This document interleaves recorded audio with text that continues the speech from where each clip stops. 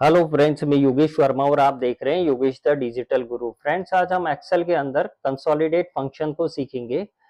Consolidate का मतलब होता है कंबाइन करना। यदि आप एक्सेल की किसी वर्कबुक में दो या दो से अधिक शीट्स के डेटा को किसी तीसरी शीट पे कंबाइन करना चाह रहे हैं तो वो कंसोलिडेशन फंक्शन के थ्रू ही आप कर सकते हैं। तो चलिए प्रैक्टिकल हम करके देखते हैं। मैंने 3 शीट बना रखी है एक्सेल के अंदर। पहली शीट के अंदर मैंने फर्स्ट सेमेस्टर के मार्क्स, जैसा कि आप देख रहे हैं, उसकी मैंने टेबल बना रखी है। टेबल में ऊपर नेम, सब्जेक्ट्स के नेम मैंने मेंशन कर रखे हैं, नीचे उनके मार्क्स अपीयर हो रहे हैं और लास्ट के अंदर मैंने इन सभी का टोटल किया है। ये पहली शीट पे मैंने फर्स्ट सेमेस्टर के मार्क्स, स्टूडेंट के मार्क्स की टेबल मैंने बनाई है। सेकंड शीट के अंदर मैंने सेकंड सेमेस्टर के मार्क्स की शीट बनाई है और थर्ड शीट के अंदर मैंने थर्ड सेमेस्टर के मार्क्स लिए हैं। अब मैं चाहता हूं ये तीनों सेमेस्टर के जो मार्क्स हैं वो कंबाइन होके चौथी शीट पे आ जाए। तो कैसे करेंगे, चलिए देखते हैं। सबसे पहले मैं चौथी शीट पे आता हूं और माउस का कर्सर मैं शुरुआत के सेल पे रखता हूं। मुझे यहीं से टेबल स्टार्ट करनी है क्योंकि मुझे यहीं से कंबाइन करना है। मैं आऊंगा डेटा मीनू के अंदर, में आता हूँ। डेटा मीनू के अंदर आप देख रहे हैं राइट साइड में आपको कंसोलिडेट का फंक्शन दिखाई देगा। मैं कंसोलिडेट बटन पे क्लिक करूंगा तो आपका एक डायलॉग बॉक्स अपीयर होगा। इस डायलॉग बॉक्स के अंदर जो पहला ऑप्शन है वो फंक्शन का है। देखिए इसके अंदर बहुत सारे फंक्शंस हैं। सम है, काउंट है, मैक्सिमम है, मिनिमम है, प्रोडक्ट, काउंट नंबर्स है। ये फंक्शंस आप अपनी कंडीशन के अकॉर्डिंग चूज कर सकते हैं। मेरी जो कंडीशन है अभी है सम वाली, क्योंकि मुझे फर्स्ट, सेकंड और थर्ड सेमेस्टर के जो मार्क्स है वो कंबाइन होके मुझे चौथी शीट पे लाने हैं। तो चलिए देखते हैं करके। सबसे पहले मैं सम फंक्शन को सेलेक्ट कर लेता हूँ, उसके बाद रेफरेंस में आता हूँ। रेफरेंस वाला जो ऑप्शन आपको दिखाई दे रहा होगा, मुझे रेफरेंस लेना है सबसे पहले फर्स्ट सेमेस्टर का। तो फर्स्ट सेमेस्टर की शीट को मैं सेलेक्ट करूंगा। अब आता हूं दोबारा उसी डायलॉग बॉक्स पे। अब मैं इस रेफरेंस को ऐड करा दूंगा। तो ऐड का बटन आप देख रहे हैं राइट साइड के अंदर। ऐड बटन पे मैं क्लिक करता हूं, दोबारा मैं रेफरेंस में जाऊंगा। अब मुझे सेकंड सेमेस्टर की टेबल को सेलेक्ट करना है। सेकंड सेमेस्टर की टेबल को मैं सेलेक्ट करता हूं, रेफरेंस के अंदर जाऊंगा, ऐड कराऊंगा। अब मुझे आना है दोबारा रेफरेंस में। अब मुझे रेफरेंस लेना है थर्ड सेमेस्टर के डेटाबेस की। तो मैं थर्ड सेमेस्टर की जो टेबल मैंने बनाई है इसको मैं सेलेक्ट कर लेता हूँ और इसको मैं ऐड करा दूंगा। तो जैसा कि आप देख रहे हैं, मैंने तीनों जो रेफरेंस, तीनों टेबल के जो मैंने यहाँ रेफरेंस दे दिए हैं। अब इस डायलॉग बॉक्स में आपको बॉटम लेफ्ट के अंदर 3 ऑप्शन दिखाई दे रहे होंगे। वो पहला जो ऑप्शन है वो है टॉप रो का। दूसरा टॉप रो आप जैसा कि देख रहे हैं, ये मैंने जो टाइटल डाल रखे हैं, name, science, maths, Hindi, English, history, total, ये टॉप रो है। इसको, ये मुझे चाहिए तो मैं इसको सेलेक्ट करूंगा। और दूसरा ऑप्शन है इसके अंदर लेफ्ट कॉलम। लेफ्ट कॉलम के अंदर मैंने स्टूडेंट के नेम्स दे रखे हैं, ये भी मुझे चाहिए। और तीसरा ऑप्शन है create links to source data. इसका मतलब ये है कि अगर in future first, second or third semester के मार्क्स चेंज होते हैं तो आपने जो डेटा कंसोलिडेट शीट बनाई है उसके अंदर ऑटोमेटिक अपडेट हो जाएंगे। अगर मैं इसको सेलेक्ट नहीं करूंगा, create links to source data, तो अपडेट नहीं होंगे। तो चलिए अभी तो मैं दोनों ऑप्शन जो हैं, टॉप रो और लेफ्ट कॉलम, उसको सेलेक्ट करता हूं और ओके कर देता हूं। मैं जो create links to source data, इसको मैं अभी सेलेक्ट नहीं कर रहा है क्योंकि हमें देखना, अगर सेलेक्ट नहीं करते हैं तो आउटपुट क्या आता है। हम उसको बाद में सेलेक्ट करने के बाद में भी देखेंगे, सेलेक्ट करने के बाद में क्या आउटपुट आता है। तो चलिए मैं अभी इसको सेलेक्ट नहीं कर रहा, create links to source data, okay button पे मैं क्लिक करूंगा।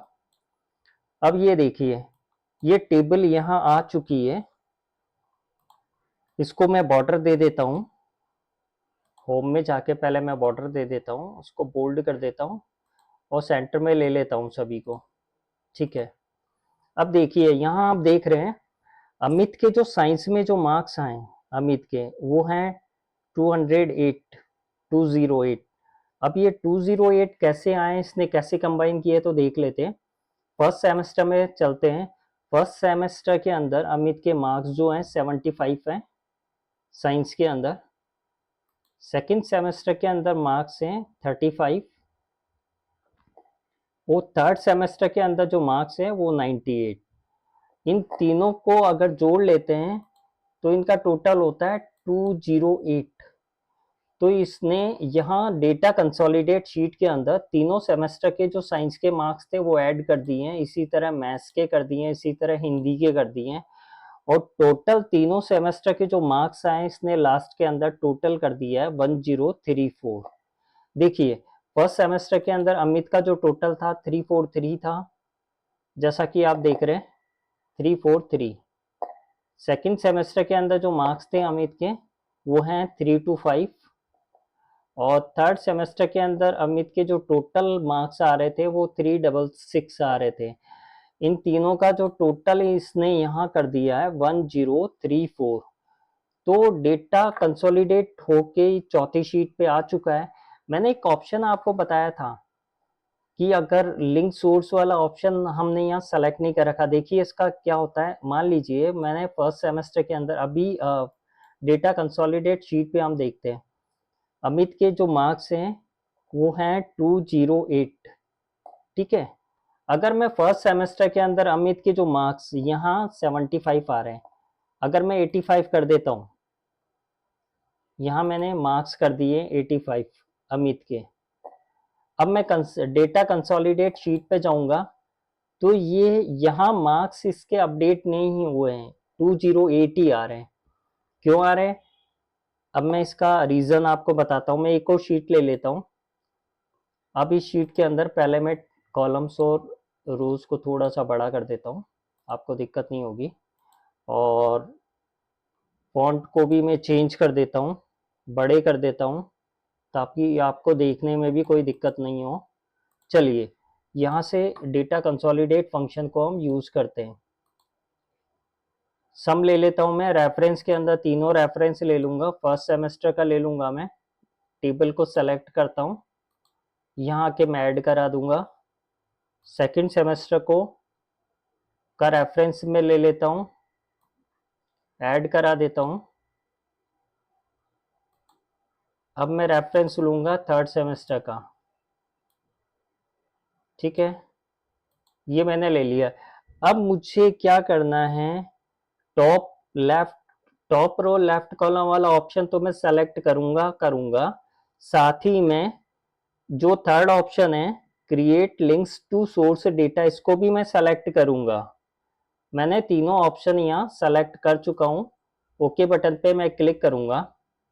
अब देखिए ये टेबल आ चुकी है, इसको मैं पहले बॉर्डर दे देता हूँ और सभी को मैं सेंटर में कर लेता हूँ टेक्स्ट को। अभी देखिए अभी मार्क्स कितने आ चुके हैं, 218।